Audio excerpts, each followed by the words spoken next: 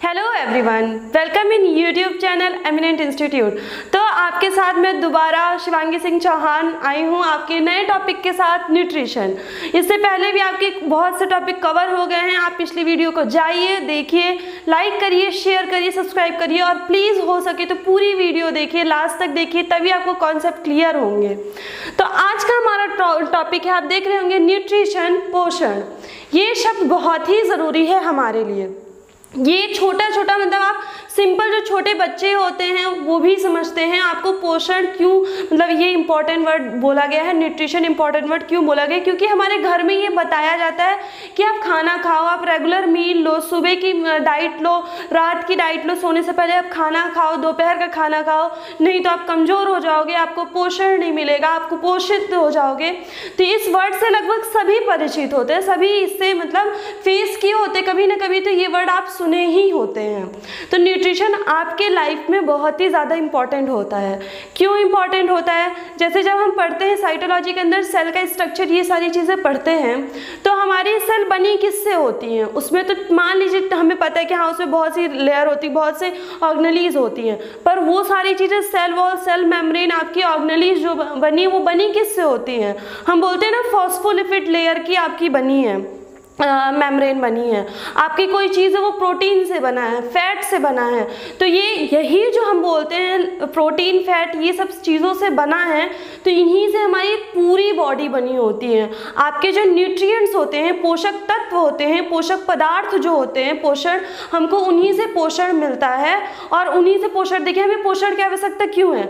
एक बार आपकी सेल बन गई तो क्या वो हमेशा जीवित रहती है? क्या वो कभी मतलब उसमें आपका डैमेज नहीं होता है, वो टूटती फूटती नहीं है? तो इसीलिए हमें ज़रूरत है वो उनके टूटेंगे भी, फूटेंगे भी, आपकी कटेंगी, फटेंगी, तो उनको हमें रीहील करने के लिए, उनको हमें दोबारा से ठीक करने के लिए हमको ज़रूरत होती है, न्यूट्रिशन की ज़रूरत होती है, जो हम अपने न्यूट्रिएंट्स प्रोडक्ट से लेते हैं। न्यूट्रिएंट आपके जो पोषण तत्व होता है उनसे लेते हैं। हमको हील करना होता है, हमें ग्रोथ करना है, हमें एनर्जी चाहिए। हमें एनर्जी, मेटाबॉलिज्म हम प्रोसेस करते हैं, तो मेटाबॉलिज्म हम कोई प्रोसेस अगर कर रहे हैं तो हमारा बॉडी ऐसे ही नहीं करेगा। मेटाबॉलिज्म प्रोसेस के लिए हमें ज़रूरत होती है एनर्जी की। तो ये जो हमारे न्यूट्रिएंट्स प्रोडक्ट हम इसके अंदर जो पढ़ेंगे, न्यूट्रिएंट्स एलिमेंट्स जो हम पढ़ेंगे, उसी से हमें क्या मिलता है? न्यूट्रिशन मिलता है, जो हमें हेल्प करता है एनर्जी देने में। जो हमारी सेल अगर कोई डैमेज हो गई है, कोई ऑर्गन डैमेज हो गया है, या हमारा ब्लड बह रहा है, तो ब्लड क्लॉटिंग में ये सारी चीज़ें हमारी हेल्प करती हैं और ग्रोथ कराती हैं। कि अगर देखिए, अगर आप न्यूट्रिएंट्स प्रोडक्ट्स नहीं लेंगे, न्यूट्रिएंट एलिमेंट्स नहीं खाएंगे खाने में, तो आपकी बॉडी अच्छे से ग्रोथ नहीं कर पाएगी। आप भले हो जाओ 30 साल के, पर आप लगोगे कितने कि आप छोटे बच्चे ही हो, आपकी ग्रोथ नहीं हो पाएगी। आप देखते हो कि अगल बगल आपके आसपास ही बहुत से लोग होते हैं जो कुपोषित हो जाते हैं, कुपोषण का शिकार हो जाते हैं। क्यों? कुपोषण में क्या जुड़ा है लास्ट में? कुपोषण। उन्हें क्या, आपको आपके जो न्यूट्रिशंस हैं वो उन्हें नहीं मिल पाए हैं, आपके जो पोषण तत्व हैं वो आपको नहीं मिल पाए हैं। तो इसकी वजह से वो उनको क्या हो गया? कुपोषण हो गया, उनका डेवलपमेंट अच्छे से नहीं हो पाया है। तो इसलिए हमारी लाइफ में, हमारी बॉडी के लिए ये न्यूट्रिशन बहुत ज़रूरी होता है। इसी को आज हम डिस्कस करेंगे। तो न्यूट्रिशन के अंदर मैं क्या शब्द बोल रही हूँ? न्यूट्रिएंट्स बोल रही हूँ एक। तो हमारा जो न्यूट्रिशन है ये मिलता किससे है? न्यूट्रिएंट प्रोडक्ट्स जो होते हैं, कंपाउंड्स होते हैं, उनसे हमारा ये कंपोनेंट्स होते हैं, उनसे मिलता है। न्यूट्रिएंट्स आपके पोषक तत्व से मिलता है।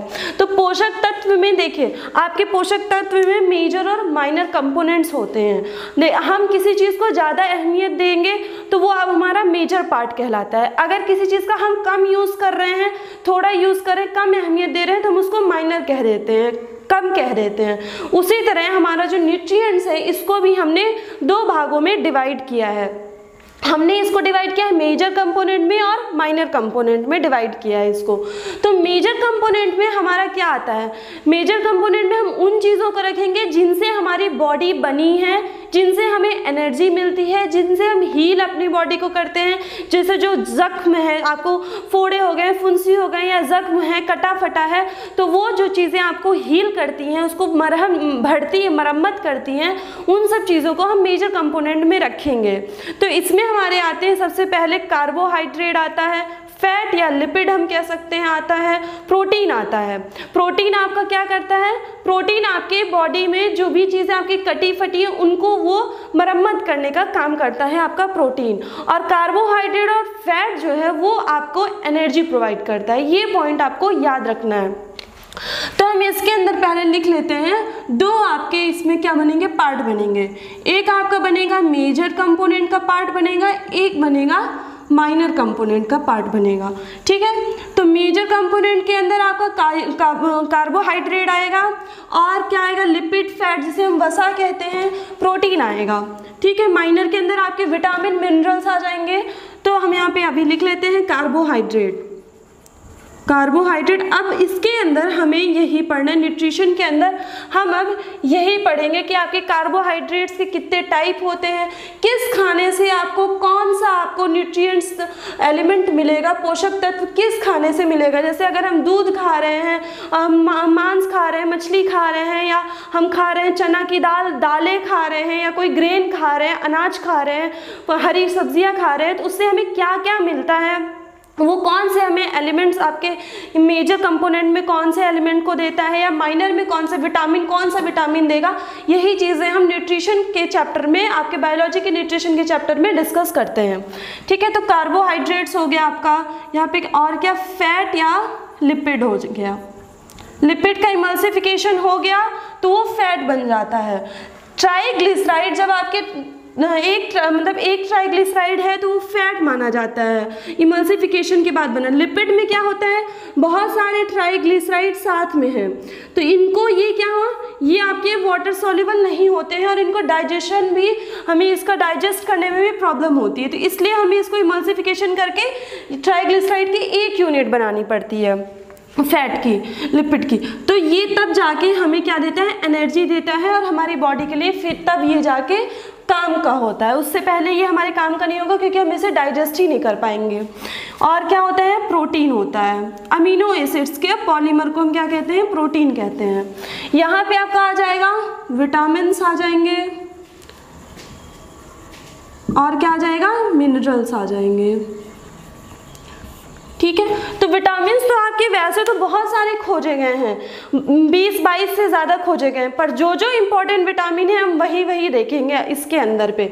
जैसे आपका विटामिन बी बहुत बड़ा चैप्टर, उसके अंदर भी सब कैटेगरी बनाएगी, बहुत सारे विटामिन हैं, तो उसको हम पूरा देखेंगे। ए मतलब इसके अंदर भी विटामिन के अंदर भी आपका होता है कि कौन सा फैट सॉल्युबल विटामिन है, कौन सा वाटर सॉल्युबल विटामिन है, तो यही सारी चीज़ें हमें इसके अंदर डिस्कस करनी है। तो पहला टॉपिक हम ले लेते हैं कार्बोहाइड्रेट का।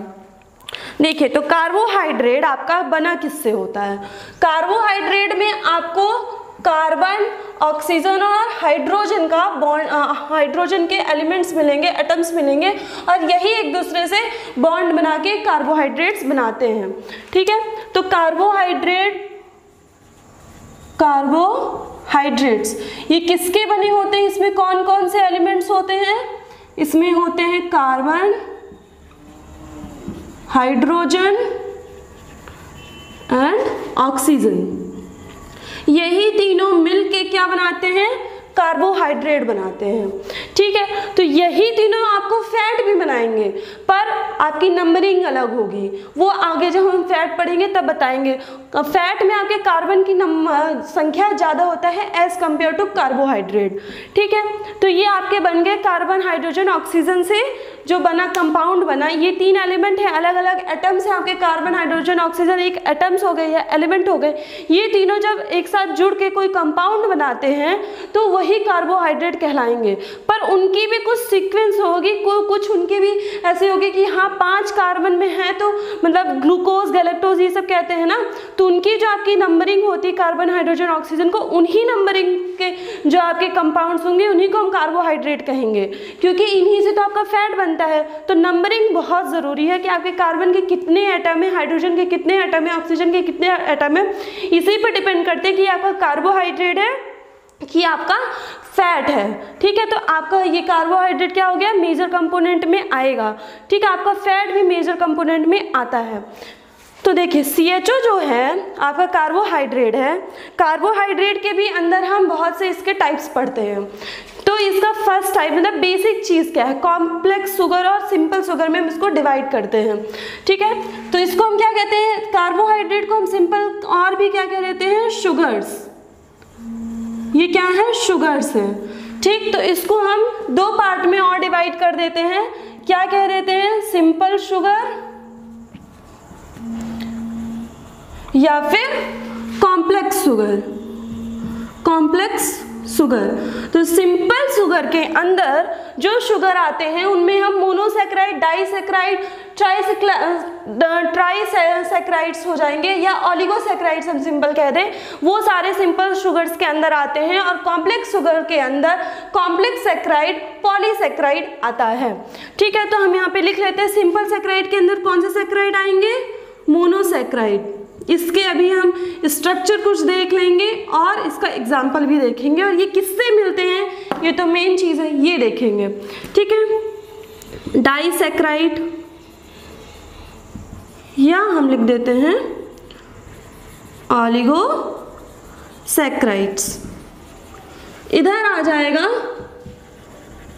पॉलीसैकेराइड्स।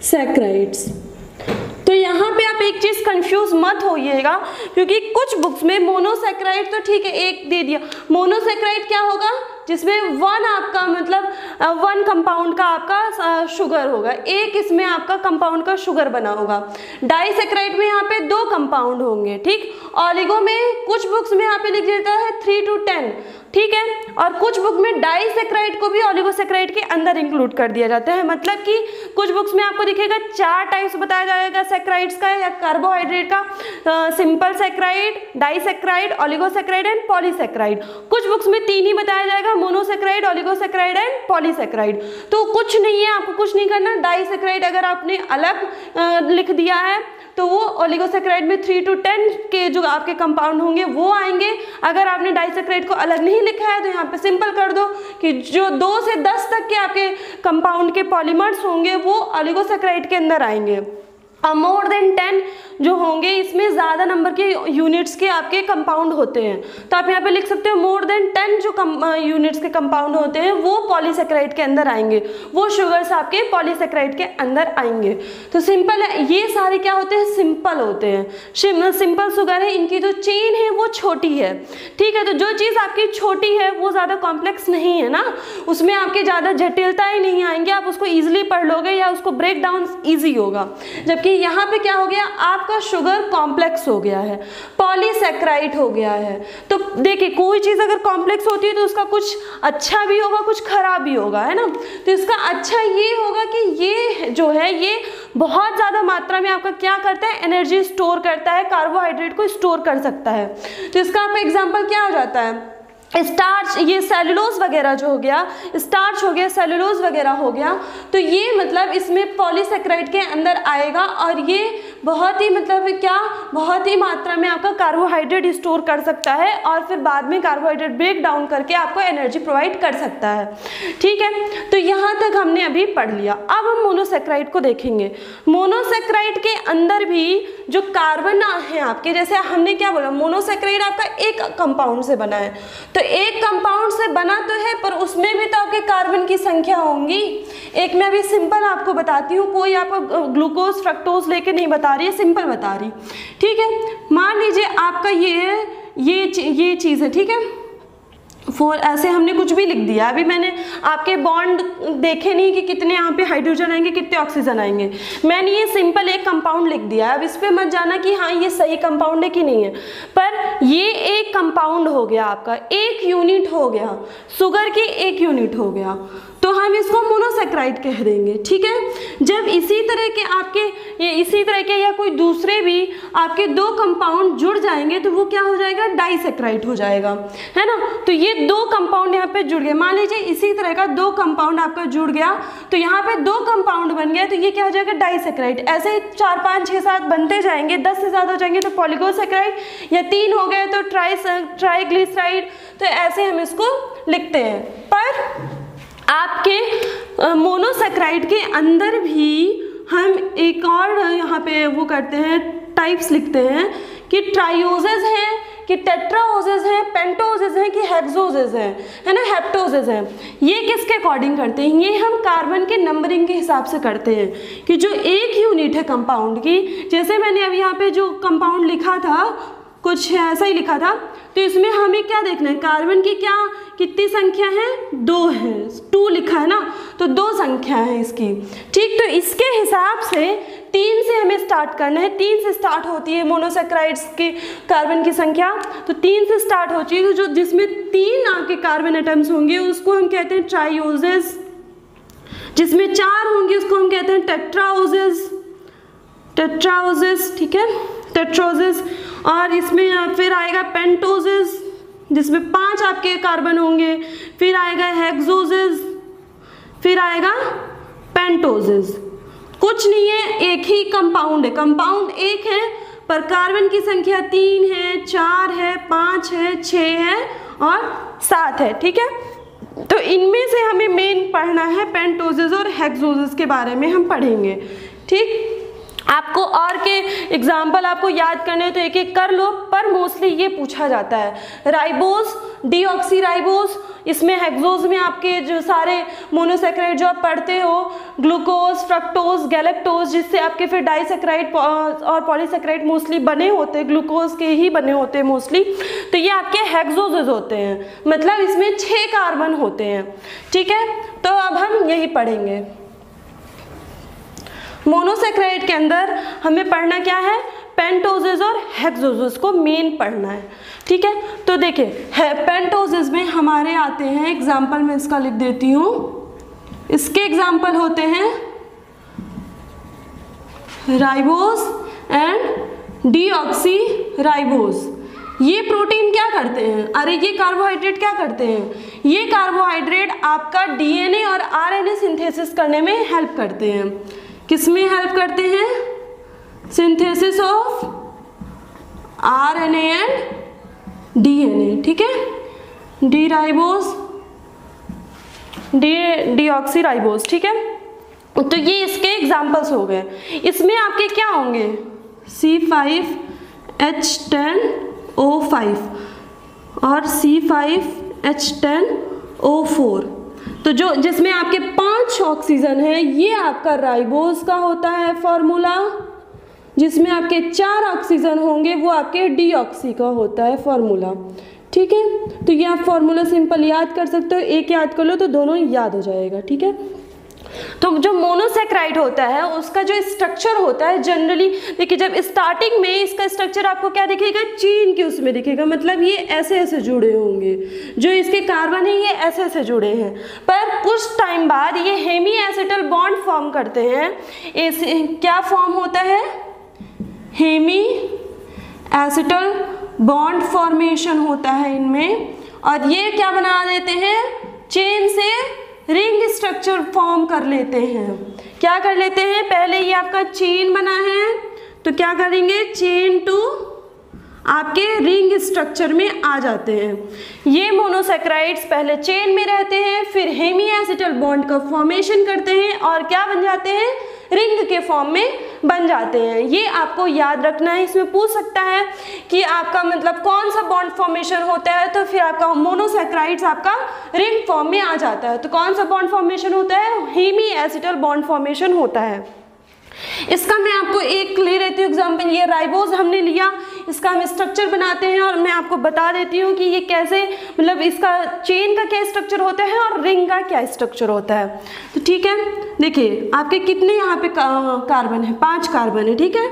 तो हम पहले इसको ऐसे ऐसे जोड़ देते हैं, 1 2 3 4, यहाँ पे हम CH2OH जोड़ दिए, ठीक। अब यहाँ पे हमें सारी बॉन्ड को फिल करना है ना, तो देखिए हम यहाँ पे OH जोड़ देंगे, OH जोड़ देंगे, ठीक। इधर इधर हम H जोड़ दिए, ठीक। यहाँ पे हमारी O जुड़ जाएगी, 1 2 3, एक आपकी खाली है तो ये बन गया। ठीक, आप देखो, अब आप ऐसे फॉर्मूला लिखे ना तो आप काउंट भी कर लो कि आपके जो इस यहाँ पे फॉर्मूला लिखा है उसके हिसाब से स्ट्रक्चर बना है कि नहीं बना है। 5 आपके कार्बन है, 1 2 3 4 5, ठीक, डन।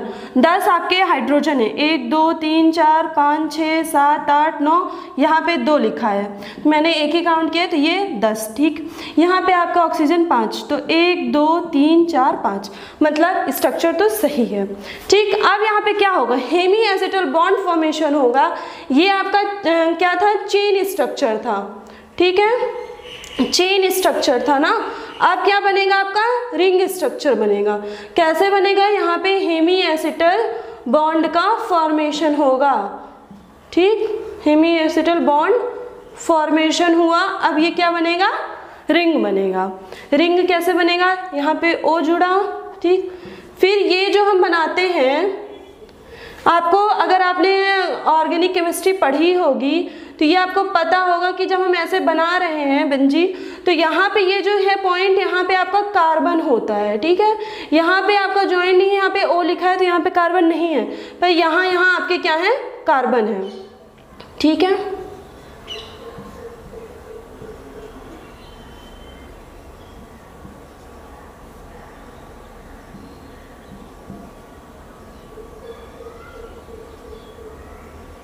ठीक है, तो ये आपका इस तरह का आपका एक स्ट्रक्चर बन जाएगा, रिंग फॉर्मेशन आपका हो जाएगा। तो यही है कि आपका पहले तो ये था, चेन था एक। ठीक, अब ये किस में बन गया है, रिंग में बन गया है। तो आपको पता होना चाहिए रिंग में कैसे बना है, किस बॉन्ड फॉर्मेशन से बना है। तो हेमी एसिटल बॉन्ड फॉर्मेशन से आपके जो मोनोसैकेराइड के स्ट्रक्चर्स होते हैं वो चेन से आपके कन्वर्ट हो जाते हैं, रिंग स्ट्रक्चर में कन्वर्ट हो जाते हैं। ठीक है, तो आपको पता है कि आपका जो पहले मोनोसैकेराइड बना वो चेन में था, अब आपका बन गया है रिंग में बन गया है, हेमी एसिटल बॉन्ड फॉर्मेशन से बन गया है। तो आपका एक क्वेश्चन कंफर्म हो जाएगा। ठीक है, एग्जाम में अगर आएगा तो एक क्वेश्चन बन ही जाएगा ना, आपको ये पता चल गया है। अब देखिए, मोनोसैकेराइड में हमारा राइबोज हो गया, ये पेंटोज इसका एग्जांपल है। ठीक है, मोनोसैकेराइड के तो ये सारे एग्जांपल्स हैं, ribose, deoxyribose, glucose, fructose, galactose. पर अभी हम उसके अंदर भी जो डिवाइड किए थे उसमें हम पेंटोजेस का किए हैं। अब ग्लूकोज और जो आपके ये हैं गैलेक्टोज, फ्रक्टोज, ये क्या करते हैं, ग्लूकोज जो है आपका ये सबसे ज़्यादा आपको क्या देता है, एनर्जी प्रोवाइड करता है। और ग्लूकोज आपका क्या है, कलरलेस होता है। ठीक है, तो हम इसमें सिर्फ ये पढ़ लेते हैं थोड़ा थोड़ा कि इनकी कैरेक्टरिस्टिक्स क्या होती हैं। ठीक, तो आपके जो फ्रक्टोज होता है ये क्या होता है, स्वीटेस्ट शुगर होता है। फ्रक्टोज आपका क्या है, स्वीटेस्ट शुगर, सबसे मीठा शुगर कह लो। ठीक है, सबसे मीठा शुगर कौन सा है आपका, फ्रक्टोज। यहाँ पे हम लिख लेते हैं स्वीटेस्ट शुगर किसे कहते हैं, फ्रक्टोज को कहते हैं। और आपको F से याद कर रखे रहना है कि ये क्या है, फ्रूट शुगर है। तो फ्रूट शुगर से क्या मतलब हुआ, फ्रूट शुगर से आपको ये मतलब हुआ कि ये कहाँ से पाए जाते हैं, फ्रूट से पाए जाते हैं। आपके जो फल से शुगर पाए जाते हैं वो कौन से होते हैं, फ्रुक्टोज शुगर होते हैं। मोनोसैकेराइड होते हैं, फ्रुक्टोज शुगर्स होते हैं आपके, फ्रूट शुगर से पाए जाते हैं या फ्रूट जूस से पाए जाते हैं। ठीक है, या आपके किससे पाए जाते हैं, हनी से पाए जाते हैं, शहद से ये आपके फ्रक्टोज पाए जाते हैं। ठीक, तो ये आपको याद रखना है, आपका ये कैरेक्टरिस्टिक होगी, आपके फ्रक्टोज की कैरेक्टरिस्टिक हो गई।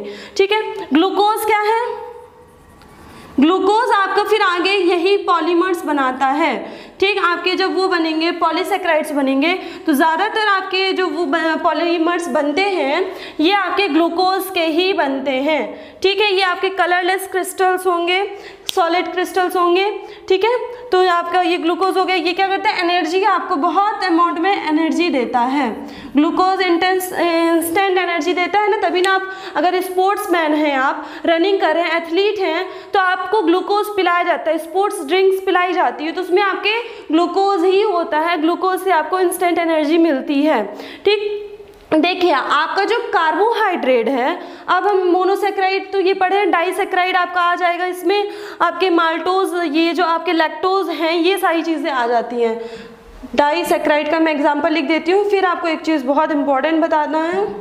ठीक है, जो आपका माल्टोज होता है, फिर माल्टेज एंजाइम से ये ब्रेक डाउन होता है, तो आपका गैलेक्टोज, ग्लूकोज, ये सारी चीज़ें बनती हैं। फ्रक्टोज, देखिए फ्रक्टोज ग्लूकोज के बाद ब्रेक डाउन नहीं होता, ये आपके लास्ट मतलब बेसिक यूनिट हो गई ना, ये मोनोसेक्राइड है। मोनोसेक्राइड के बाद आपका कार्बोहाइड्रेट का ब्रेकडाउन नहीं होगा, पर ये क्या है, डाइसेक्राइड है। डाइसेक्राइड है मतलब दो आपके सेक्राइड से बने हैं, तो मतलब अगर माल्टोज टूटेगा तो आपको दो मोनोसेक्राइड मिलेंगे, ठीक है। तो यहाँ पे आपके दो मोनोसेक्राइड मिलेंगे, फ्रक्टोज नहीं टूटेगा तो कोई आपको ग्लूकोज कुछ नहीं मिलेगा, ठीक है। तो माल्टोज अगर आपको टूटेगा तो आपको दो मोनोसेक्राइड्स मिलेंगे। माल्टोज हो गया, लैक्टोज हो गया, ये सारी चीज़ें जब आपकी टूटती हैं तो आपको दो मोनोसेक्राइड्स देती हैं, ठीक है। तो देखिए आपके जो ये कार्बोहाइड्रेट्स के तो ये तो टाइप्स पढ़ लिए हमने, ठीक है। पर देखिए मैंने क्या बोला था, कार्बोहाइड्रेट और फैट होता है ना, ये दोनों का काम होता है एनर्जी देना। कार्बोहाइड्रेट और फैट दोनों का काम क्या होता है, आपको एनर्जी प्रोवाइड करना बॉडी में। मेन आपका फंक्शन हो गया एनर्जी प्रोवाइड करना। पर कार्बोहाइड्रेट को हम इतनी इंपॉर्टेंस इसलिए देते हैं क्योंकि इससे हमें एनर्जी लेने में ईजी होता है। ये देखिए फैट आपको एज कम्पेयर टू कार्बोहाइड्रेट ज़्यादा एनर्जी देगा। जैसे अगर आप 1 ग्राम कार्बोहाइड्रेट का लेते हो, 1 ग्राम फैट का लेते हो, तो दोनों में से आपको फैट ज़्यादा एनर्जी देगा, पर ईजिली आपको आसान तरीके से किससे एनर्जी जल्दी मिल जाएगी, वो है कार्बोहाइड्रेट। इसी वजह से हम कार्बोहाइड्रेट को प्रीफरेंस में रखते हैं। वैसे आपको अगर फैट भी इजी मेथड से हमें एनर्जी दे देता, उसमें आपका ज़्यादा टाइम नहीं लगता एनर्जी लेने में, तो हमें प्रॉफिट किस में था, फैट के साथ था।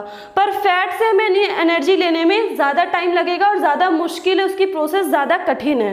पर कार्बोहाइड्रेट ईजिली ऑक्सीडाइज हो जाता है, ठीक है। तो इस वजह से हम कार्बोहाइड्रेट को प्रेफर करते हैं एनर्जी के लिए, ठीक है। तो अब हम ये देख लेते हैं कि आपकी कार्बोहाइड्रेट के क्या मतलब वर्क क्या है, फंक्शन क्या है। पॉलीसेक्राइड आपके क्या होते हैं, पॉलीसेक्राइड में आपके सेलुलोज वगैरह आएंगे, हम उसको भी देख लेते हैं। अच्छा फिर आपको वर्क फंक्शंस बताते हैं। पॉलीसेक्राइड क्या हो जाएगा, कॉम्प्लेक्स हो गया, कॉम्प्लेक्स शुगर हो गया ना, ये क्या हो गया, कॉम्प्लेक्स शुगर्स, ठीक। देखिए तो कॉम्प्लेक्स शुगर ये हो गया, ये बने किसके होते हैं, ग्लिसरिक मतलब जो बॉन्ड होता है इसका ग्लिसरेडिक बॉन्ड होता है इसका पॉलीसेक्राइड का, ठीक है। तो इसमें जो बॉन्ड बना आपका, ये दो बॉन्ड बनाते हैं, एक अल्फा बॉन्ड बनाया, बीटा बॉन्ड बनाया। कौन सा बॉन्ड बनाया, अल्फा बॉन्ड बनाया और बनाया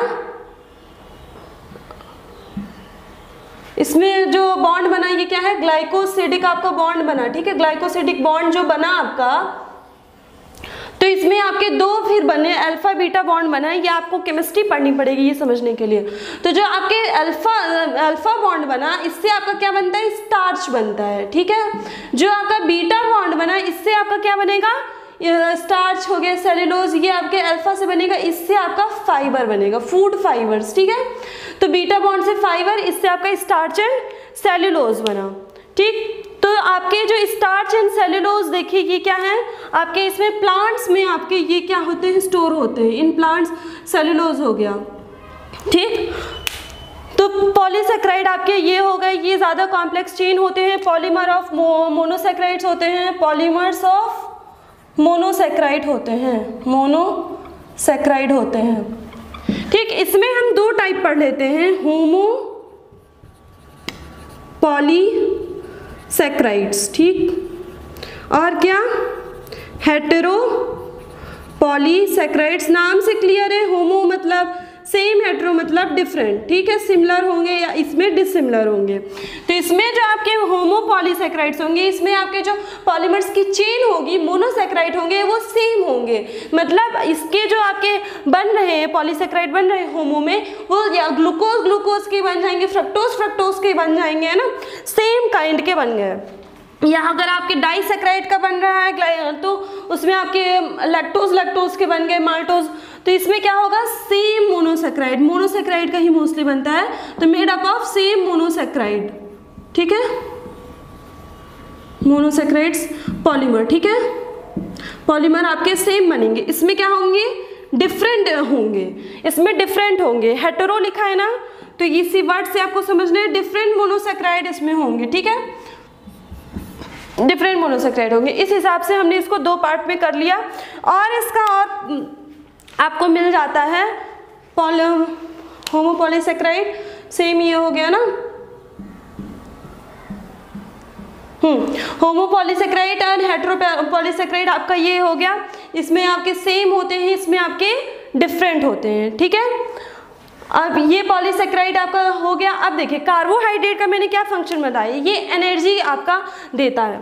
एनर्जी आपका ये कैसे देता है, ऑक्सीडेशन होता है इसमें, ठीक। तो इसमें क्या होता है आपका इजी ऑक्सीडेशन होता है, आपके कार्बोहाइड्रेट में इजी क्या होता है, ऑक्सीडेशन होता है। तो हम इसका क्या देख लेते हैं, वर्क, फंक्शन या इम्पॉर्टेंट, मतलब इसका क्या है, ये सारी चीज़ें हम इसमें देख लेते हैं। तो ये क्या करता है, देखिए हम ऐसे पॉइंट बना के लिख लें, मेंटेन बॉडी टेम्परेचर, ठीक, मेंटेन, आप इसको लिख लो, ये हमारे बॉडी टेम्परेचर को मेंटेन करे रहता है। क्या प्रोवाइड करता है, provide energy as it oxidize easily as compared to fat, ठीक है, और लिपिड। ये हमें क्या देता है, एनर्जी देता है, और ये इसका ऑक्सीडेशन जो होता है वो इजी होता है as compare to fat and lipid के कंपेयर में, ये आपका ज़्यादा इजी होता है। और इसका क्या मेन फंक्शन है, हम अभी माइनर कंपोनेंट में पढ़ेंगे विटामिन, ठीक है। तो विटामिन सी का सिंथेसिस आपका कार्बोहाइड्रेट करता है, आपको विटामिन सी कार्बोहाइड्रेट से मिल जाएगा, ठीक है। तो सिंथेसिस ऑफ विटामिन सी, ठीक, आपको ये चीज़ याद रखनी है। ये क्या करता है, विटामिन सी का सिंथेसिस करता है, बॉडी टेम्परेचर मेंटेन करता है, मेटाबॉलिक प्रोसेस में हेल्प करता है। यही सारी आपकी कार्बोहाइड्रेट की आपकी क्या हो जाएंगी, इसका फंक्शन हो जाएगा। आपको मिलते किससे हैं कार्बोहाइड्रेट्स, आपको किससे मिलते हैं, आप खाओ, सीरियल्स खाओ, दालें खूब सारी खाओ, ठीक है, आप पत्तेदार सब्जियां होती हैं वो खाओ, फ्रूट्स खाओ, इन सब चीज़ों में आपके बहुत ज़्यादा कार्बोहाइड्रेट। देखिए आप जो न्यूट्रिशंस लेते हैं, न्यूट्रिएंट एलिमेंट्स लेते हैं, वो दो जगह से मिल सकती हैं, या तो वो आप एनिमल प्रोडक्ट से खाओ या प्लांट प्रोडक्ट से खाओ, ठीक है। तो एनिमल प्रोडक्ट से कौन क्या क्या होता है, जितने डेयरी के प्रोडक्ट्स हो गए वो एनिमल प्रोडक्ट्स में आएंगे। आप दूध कहाँ से लेते हो, काऊ से लेते हो, तो काऊ क्या है, एनिमल है ना। तो हमारे डेयरी प्रोडक्ट्स एनिमल में आ जाएंगे, मीट हो गया, फिश हो गया, ये सारी चीज़ें आपके एनिमल प्रोडक्ट में आती हैं, एग हो गया, ठीक है। प्लांट में आपकी जितनी भी आप सब्जियां खाते हो, फल खाते हो, ये सारे आपके प्लांट प्रोडक्ट में आ गया। और जो ऑयल होता है वो आपका ऑयल, कई सारे ऑयल है आपके एनिमल से भी निकलते हैं, पर ज़्यादातर आपके प्लांट से निकलते हैं, सीड से निकलते हैं, ठीक है। तो आपका जो देखिए कार्बोहाइड्रेट जो है आपका एक चीज़ और करता है, कार्बोहाइड्रेट जो ग्लूकोज है, ग्लूकोज को किस में डाल देते हैं, ब्लड में। जब आपका कार्बोहाइड्रेट किस में बन गया, ग्लूकोज में, मोनोसेकेराइड हो गया, तो किस में चला जाता है, ब्लड में भी चला जाता है, जिससे आपको एनर्जी मिल रही है और आपका काम हो रहा है, ब्लड भी अपना काम अच्छे से कर रहा है। तो जो ब्लड को है वो कहाँ से मिली एनर्जी, वो आपके ग्लूकोज से मिली, और ग्लूकोज आपका क्या है, मोनोसेकेराइड है। तो ये इसकी एक क्या हो गई आपकी इसका ये एक फंक्शन हो गया, या आप ये कह दो इंपॉर्टेंस, अगर आपसे पूछा जाएगा तो आप इसको बता दोगे, ठीक है। तो देखिए आपका यहाँ पे मैंने फाइबर जो बताया था, फाइबर होता है ना पॉलीसेकेराइड में, तो उसमें भी आपका सॉल्युबल फाइबर होता है और इनसॉल्युबल फाइबर होता है, ठीक है, सॉल्युबल फाइबर और इनसॉल्युबल फाइबर। तो सॉल्युबल में आपको नाम याद कर लो, पेक्टेन याद कर लो, और इसमें आपको देखिए कैबेज जो आपकी बंद गोभी होती है वो, उसमें से आपको क्या मिलता है, इनसॉल्युबल फाइबर आपको मिलता है, कैबेज से मिलता है, ठीक है। स्टार्च आपका देखिए बॉडी में आपका जो पॉलीसेकेराइड्स होते हैं या CHO होते हैं वो स्टोर कहाँ होते हैं, लीवर में या मसल्स में, किसके फॉर्म में, ग्लाइकोजन के फॉर्म में ये आपके स्टोर होते हैं, लीवर में और मसल में आपके ग्लाइकोजन के फॉर्म में स्टोर होते हैं। और कहाँ स्टोर होते हैं, और ये स्टोर होते हैं आपके एडिपोज टिश्यू के नीचे, आपके एडिपोज टिश्यू है उसके नीचे आपके कार्बोहाइड्रेट्स फैट के फॉर्म में ये स्टोर होते हैं, ठीक है। कार्बोहाइड्रेट्स फैट के फॉर्म में आपका स्टोर हो जाएंगे। क्या ये जो CHO, हम यहाँ पे जो CHO लिख रहे हैं ये क्या है, कार्बोहाइड्रेट। मैं इसको लिख लेती हूँ शॉर्ट फॉर्म में CHO, ठीक है। तो आपका कार्बोहाइड्रेट लीवर में ग्लूकोज के फॉर्म में स्टोर हुआ है, ग्लाइकोजन के फॉर्म में स्टोर हुआ है, और जब आपके एनर्जी की जरूरत होगी तो यही ग्लाइकोजन आपका ब्रेक डाउन होकर ग्लूकोज बन जाएगा और आपके बॉडी को एनर्जी देगा, ठीक है। और यहाँ पे भी आपका जो कार्बोहाइड्रेट्स फैट है ये भी जब जरूरत पड़ेगी एडिपोज टिश्यू के नीचे आपका ये कार्बोहाइड्रेट्स फैट के फॉर्म में आपका रहता है, तो जब जरूरत होगी तो ये अभी आपको क्या देगा, एनर्जी देगा, ठीक। तो ये आपके एनिमल सेल में यहाँ इनमें प्रेजेंट होता है, इनमें आपका एनिमल सेल में आपका यहाँ पे कार्बोहाइड्रेट स्टोर होता है। प्लांट सेल में कहाँ स्टोर होता है, सेलुलोज। सेलुलोज क्या है आपका, तो ये स्टोर करता है आपके कार्बोहाइड्रेट को स्टोर करता है, सेलुलोज आपके कार्बोहाइड्रेट का बना है, ठीक है। देखिए इसमें आप और पढ़ते हैं किटन, किटन आप पढ़ते हैं इसमें। सेलुलोज आपका क्या है, स्ट्रक्चरल कार्बोहाइड्रेट है। आपके प्लांट्स में ये क्या है, स्ट्रक्चर प्रोवाइड करता है ना। तो आपका यहाँ पे जो किटन है ये भी आपकी सेल वॉल फॉर्म करती है, पर किस में फॉर्म करती है, बैक्टीरिया, फंगाई, इन सब में आपकी ये क्या करती है, सेल वॉल फॉर्म करती है। ये प्लांट में फॉर्म करती है और ये किस में फॉर्म करती है, फंगाई हो गई, बैक्टीरिया हो गई, ठीक है ना, माइक्रो, इनमें आपकी ये किटन की सेल वॉल होती है। ये किसकी, CHO, ये भी कार्बोहाइड्रेट की होती है, ये भी कार्बोहाइड्रेट की हुई। तो ये आपको याद रखना है, सेलुलोज प्लांट्स में, किटन आपकी फंगाई बैक्टीरिया में होती है, पर दोनों क्या है, स्ट्रक्चरल कार्बोहाइड्रेट है। ये आपको स्ट्रक्चर बाहर जो सेल वॉल होती है उसमें ये प्रेजेंट होती है। सेलुलोज सेल वॉल आपके प्लांट्स में किसकी बनी होती है, सेलुलोज की बनी होती है। और सेल वॉल का क्या काम है, आपके जो सेल हैं आपको उसकी स्ट्रक्चर प्रोवाइड करना, उनको रिजिडिटी प्रोवाइड करना। तो वही यहाँ पे बोला गया, आपका जो सेलुलोज है वो स्ट्रक्चरल आपकी कार्बोहाइड्रेट यूनिट हो गई, ठीक है। तो इसके बाद देखिए आपका कार्बोहाइड्रेट आज खत्म करते हैं। कार्बोहाइड्रेट आपको बहुत इंपॉर्टेंट है, मेजर कंपोनेंट है इसके अंदर। एक बार हम इसको रिवाइज कर लेते हैं, इसमें हमने पढ़ा क्या क्या है, ठीक है। तो कार्बोहाइड्रेट को हम डिवाइड करते हैं 2-3 पार्ट में, मोनोसैकेराइड, डाइसैकेराइड, ओलिगोसैकेराइड, पॉलीसैकेराइड, ठीक। मोनोसैकेराइड में हम पढ़े हैं अभी गैलेक्टोज, फ्रक्टोज एंड ग्लूकोज पढ़े हैं, ठीक है। इसमें क्या होता है, पहले जो स्ट्रक्चर बनी होती है वो आपकी बनी होती है चेन की, फिर वो हेमी एसिटल बॉन्ड फॉर्मेशन की वजह से रिंग में हो जाती है। फिर आपका डाइसैकेराइड आता है, डाइसैकेराइड में आपके 2 मोनोसैकेराइड प्रेजेंट होते हैं, उसमें आपके एग्जांपल्स आ जाएंगे, लैक्टोज, माल्टोज आ जाएंगे, जो टूट के आपको 2-2 मोनोसैकेराइड्स देंगे, ठीक है। ओलिगोसैकेराइड्स में आपके 3 से 10 तक के आपके जो मोनोसैकेराइड्स की पॉलीमर बनेंगे वो सारी ओलिगोसैकेराइड के अंदर आपकी आती हैं, ठीक है। पॉलीसैकेराइड आपका कॉम्प्लेक्स शुगर होता है, इससे पहले वाले सिंपल शुगर है, अब आपके कॉम्प्लेक्स शुगर आ गए। कॉम्प्लेक्स शुगर में आपका जो स्टार्च होता है उसमें अमाइलोज होता है और अमाइलोपेक्टिन होता है। अमाइलोज होता है, स्टार्च में आपका अमाइलोज और एमाइलोपेक्टिन हुआ। देखिए एमाइलोज जो होता है ये आपका चेन स्ट्रक्चर होता है, एमाइलोपेक्टिन जो होता है वो ब्रांच होता है।